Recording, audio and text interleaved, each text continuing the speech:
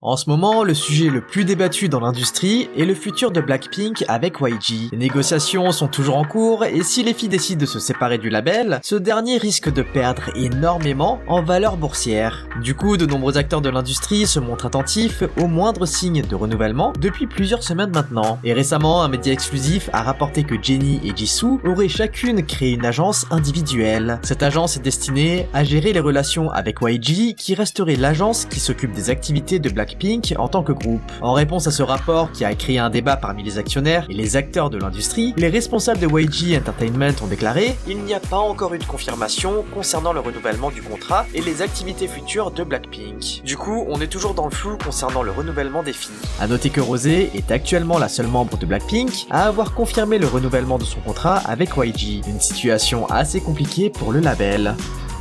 Un autre label qui est aussi dans une position délicate est celui de Seventeen. Dans le cadre de la promotion de son 11e mini-album 17/7, le groupe a publié un certain nombre de teasers. Dans les teasers en question, on pouvait voir des marguerites de la pochette de l'album qui sont incorporées à différents endroits du monde, comme au Times Square dans le teaser de New York ou sur la scène devant la Tour Eiffel dans le teaser de Paris. Toutefois, un problème est survenu concernant la version de Pékin. En fait, dans le teaser, on pouvait voir les fleurs flotter tout au long de la Grande Muraille de Chine. Ce qui n'a pas plu aux Chinois apparemment. Quelques instants après la publication du teaser, ce dernier fut retiré et Pledis fit un communiqué en coréen et en chinois sur la situation. Dans l'annonce on pouvait lire « Le 23 septembre, notre société a publié une version pékinoise du teaser SVT Right Here en tant que contenu promotionnel. La version de Pékin affichait des marguerites avec la Grande Muraille de Chine en arrière-plan, comme lieu représentatif de l'héritage culturel symbolisant la Chine.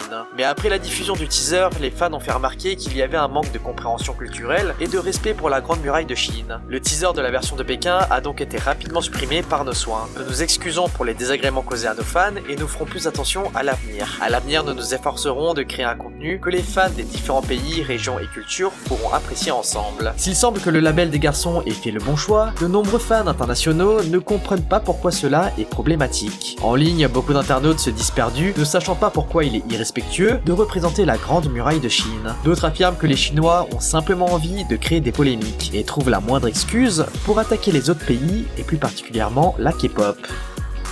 Les amis, je vous interromps quelques secondes juste pour m'assurer que vous soyez bien abonnés. Ça vous prend un clic et nous, ça nous motive énormément dans notre travail. Et si vous êtes déjà abonné, n'hésitez pas à mettre un like à la vidéo. Les internautes ont également été déçus par Hybe cette semaine. Sur un forum en ligne, un post a été publié avec comme titre « Les pochettes d'albums de BTS font douter les fans de ce qu'ils font avec le budget ». Dans le message, l'auteur a posté les couvertures de plusieurs albums et singles pour pointer du doigt à quel point ces derniers paraissent cheap. Les couvertures controversées comprennent le futur single de Jungkook 3D, Seven, ainsi que Bad Decision de BTS et Take Two. Les réactions ont été très variées, certains critiquant les designs qui semblaient être des éditions rapides faites avec des polices gratuites en ligne, tandis que d'autres ont défendu l'esthétique minimaliste comme étant une tendance, en particulier aux États-Unis. D'autres encore se demandent si le label n'accorde pas assez d'attention à ses pochettes, parce que je cite, « Les albums se vendraient bien de toute façon ». Parmi les commentaires on pouvait lire « Ça a l'air trop bas de gamme par rapport au prestige des artistes. On dirait un design d'il y a 20 ans. Je suis sûr que je peux faire ça avec Paint. » Vous en pensez quoi vous ? Bon allez, on passe aux actus feel good. Les Revelove ont été hyper ravis après ce qu'il s'est passé lors du SM Town à Jakarta. Le 23 septembre, le concert collaboratif des artistes de SM Town Live 2023, a eu lieu à Jakarta. Plus tôt dans la journée, SM avait annoncé qu'Irene de Red Velvet ne participerait pas au concert, en raison de problèmes de santé. C'était une nouvelle qui a vraiment attristé les fans, comme tout le monde attendait le band au complet. Cependant, comme Irene était déjà à Jakarta avec les membres, elle a décidé de surprendre tout le monde en participant quand même au concert. Pendant le concert, Joy a précisé « Irene ne se sentait pas très bien aujourd'hui, mais elle voulait voir ses fans à Jakarta, alors la voilà qui se produit avec nous. » Même si on voyait que l'idol avait l'air fatiguée et essoufflée pendant les performances, les fans ont été ravis de voir les efforts qu'elle fit pour offrir une bonne performance à tous les fans. Par la suite, l'idol a remercié les fans pour leur soutien et affirma « Nous reviendrons bientôt avec un nouvel album, alors restez à l'écoute. » Une très bonne nouvelle car de nombreux fans pensaient que l'idol n'allait pas renouveler son contrat, ce qui ne semble plus être le cas. Wonyoung également a créé la surprise cette semaine. semaines. Il y a quelques jours, IVE a diffusé des vidéos teasers individuelles pour le prochain comeback, avec leur premier album EP, Hive Mind. En plus des vidéos individuelles, de nouvelles photos conceptuelles de Wonyoung ont été publiées et ont immédiatement attiré l'attention des fans du monde entier. Les traits impeccables et élégants du visage de Wonyoung ont été encore plus mis en valeur avec sa nouvelle coiffure blonde, ce qui a suscité beaucoup de réactions en ligne. Il y a quelque temps, un montage de Wonyoung en blonde avait fait le tour des réseaux, et de nombreux d'IVE avaient envie de voir l'idol porter cette couleur. Beaucoup ont été déçus de voir Wonyoung refuser de porter du blond, mais maintenant, les fans se disent ravis que l'idol ait franchi le pas. A noter qu'on ne sait pas encore si c'est une couleur ou simplement une perruque. De son côté, Jisoo a de nouveau écrit l'histoire. En 2021, la membre de Blackpink est devenue la première ambassadrice asiatique de Dior. Son arrivée dans la famille Dior a non seulement renforcé la fortune économique de la marque, mais elle a aussi ouvert la voie aux autres artistes sud-coréens, comme Jimin, Haerin ou encore TXT. Son influence a été telle qu'elle a même été surnommée la princesse Dior. Mais récemment, une révélation du compte officiel de Dior a laissé les fans hyper surpris, mais également très ravis. Dior a révélé que l'ensemble porté par Jisoo lors de la finale de la tournée Born Pink à Séoul n'était pas une pièce ordinaire. Il s'agissait d'une création Dior sur mesure, réalisée par Maria Grazia Chiuri et taillée exclusivement pour Jisoo, en clin d'œil à son statut d'ambassadrice mondiale. C'est en fait la première fois que la marque de luxe conçoit un produit spécifiquement pour une ambassadrice asiatique. Mais apparemment ce n'est qu'un juste retour des choses, puisqu'il a aussi été rapporté que Jisoo a été à l'origine d'une croissance stupéfiante de 256% en faveur de la marque.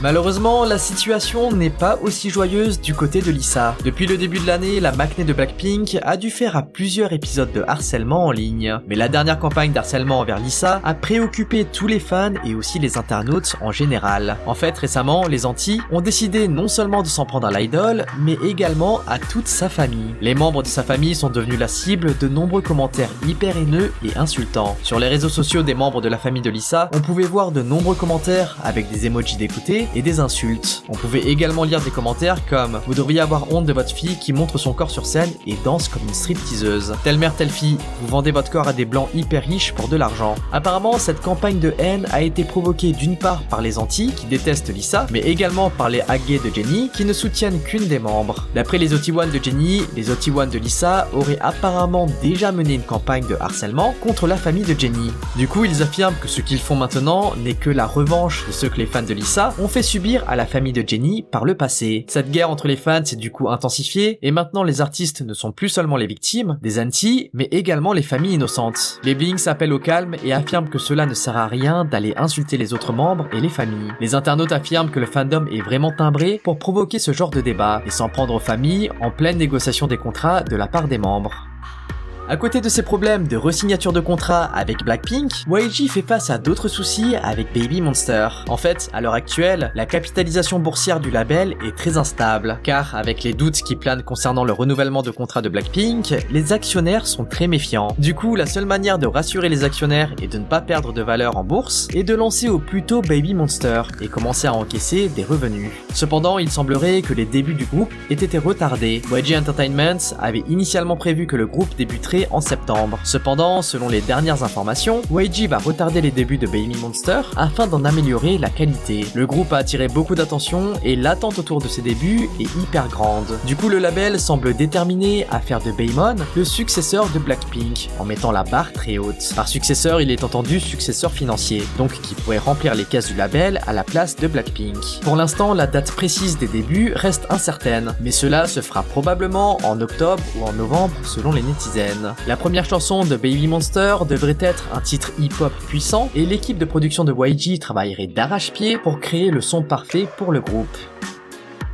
Cependant, il a également été rapporté que ce délai, avant les débuts, serait dû à un remaniement des membres. En fait, récemment, des rumeurs selon lesquelles Baby Monster pourrait faire ses débuts sans Ion ont commencé à se propager. Cette rumeur fait suite à la dernière apparition du band au concert de Blackpink. À ce moment-là, seulement 6 membres ont été spotés, Ion étant manquante. La photo des 6 membres a rapidement circulé sur les réseaux et beaucoup d'internautes se sont dit inquiets concernant le line-up final, puisque Ion n'était pas présente. Les photos et les discussions ont rapidement conduit contribué à des rumeurs en ligne, avec des fans exprimant leur inquiétude qu'Aion ne fasse pas ses débuts avec le groupe. Aion a reçu de nombreux éloges de la part des téléspectateurs du monde entier pour sa superbe reprise de Dangerously lors du 7ème épisode du programme de survie de Baby Monster, Last Evaluation. Et depuis, la trainee s'est constituée une énorme fanbase. Du coup, les fans se disent inquiets, d'autant plus que YG a repoussé les débuts du band, et que cela serait peut-être dû au fait que Aion ait été retiré du groupe, et qu'il fallait maintenant réarranger le comeback pour qu'il corresponde à 6 membres. Et vous en pensez quoi? Bon les amis, on se retrouve dimanche pour une prochaine actu K-pop.